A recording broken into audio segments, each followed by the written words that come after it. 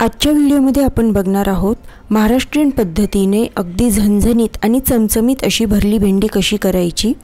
जास्त वेळ न घालवता लगेचच रेसिपीला सुरुवात करूया। भरली भेंडी बनवण्यासाठी इथे मी 300 ग्रॅम भेंडी घेतलेली आहे। ही भेंडी चांगली स्वच्छ धुवून आणि पुसून घेतलेली आहे। आता ही भेंडी कट करून घ्यायची आहे। तर भेंडी कट करताना भेंडीचं वरचं टोक आणि खालचं टोक आधी कट करून घ्यायचं।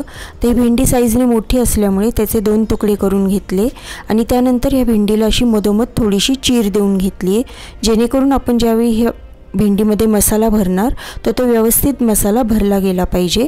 त्याकरता प्रत्येक भेंडी अशा प्रकारे कट करून त्याला मध्ये चीर देऊन घ्यायची आहे।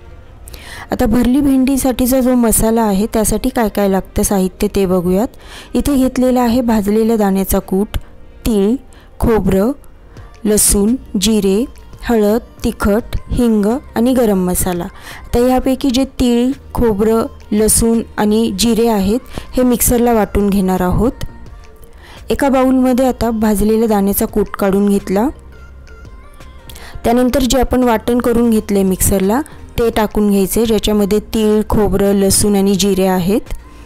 तर फार बारीक वाटायचं नाही, थोडंसं ओबडधोबड असं वाटून घेतलेलं आहे हे वाटण। त्यानंतर याच्यामध्ये टाकायचे पाव चमचा हिंग, 2 चमचे लाल तिखट आणि 1 चमचा गरम मसाला टाकलेला आहे, पाव चमचा हळद पावडर आणि चवीनुसार मीठ। आता इथे मला लाल तिखट थोडं कमी वाटत होतं म्हणून मी परत आणखीन 2 चमचे लाल तिखट यामध्ये टाकून घेतले। आता हे सगळे मसाले एकजीव करून घ्यायचेत। तर ज्यावेळी आपण हे मसाले एकजीव करणार, जर ते खूप कोरडे वाटत असतील तर त्यासाठी इथे मी टाकले 1 चमचा तेल। तुम्हाला तेल वापरायचं नसेल तर तुम्ही इथे पाण्याचा वापर करू शकता। मी इथे अगदी 1 चमचाभरच तेलाचा वापर केलेला आहे। तर तेल टाकल्यानंतर परत हे सगळे मसाले नीट एकत्र करून घ्यायचे। तर भेंडीमध्ये भरण्यासाठीचा जो मसाला आहे तो इथे तयार झालेला आहे। हा मसाला आता आपण भेंडीमध्ये भरून घेऊयात। तर मग अशी आपण भेंडीला अशा प्रकारे चीर देऊन घेतलेली होती, त्या ठिकाणी आता हा मसाला असा व्यवस्थित भरून घ्यायचा आहे। तर मसाला भरताना थोडं जास्त भरायचा, म्हणजे मग भेंडीची चव अजून छान होते। तर अशा प्रकारे आपण प्रत्येक भेंडीमध्ये हा मसाला भरून घेणार आहोत।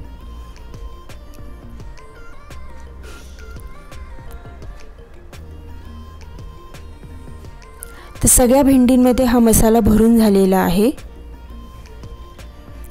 या भेंडी आता परतून घेऊयात। इथे एक जाड तळाची कढई घेतली आणि त्यामध्ये 2 पळ्या तेल टाकलेला आहे। तर ही जी भेंडी आहे ही आपण फक्त तेलावरच परतणार आहोत, म्हणून इथे तेलाचं प्रमाण थोडं जास्त घेतलेलं आहे। तर आता ह्याच्यामध्ये आपण ज्या भेंडीमध्ये मसाला भरून घेतलेला होता त्या सगळ्या ह्यामध्ये टाकून घ्यायच्या आहेत।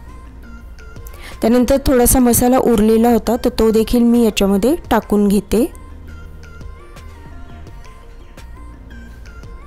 आणि आता ह्या सगळ्या भेंडी अगदी हलक्या हाताने आपल्याला तेलामध्ये परतून घ्यायच्या आहेत चांगले शिजेपर्यंत। तर सतत हलवायची गरज नाही आहे, अधूनमधून ह्या भेंडी अशा खालीवर करत राहायच्या शिजेपर्यंत।